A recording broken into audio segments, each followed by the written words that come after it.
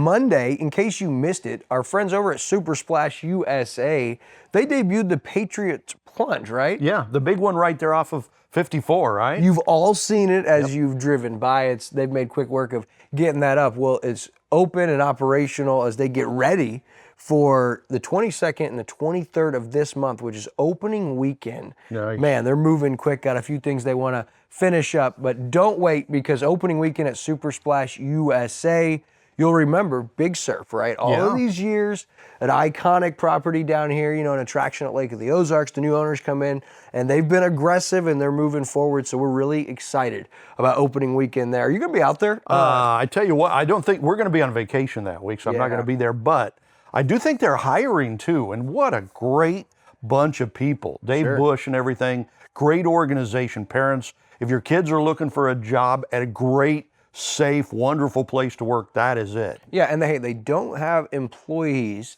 they have ambassadors. That's right. And they run a tight ship, an ambassador program where they really invest in their staff and their team members. So really cool, and I'm just excited because I want to be out there. Brindley's ready, you know, that new kids lagoon that they're going to have, that kids area, man, that's going to be crazy.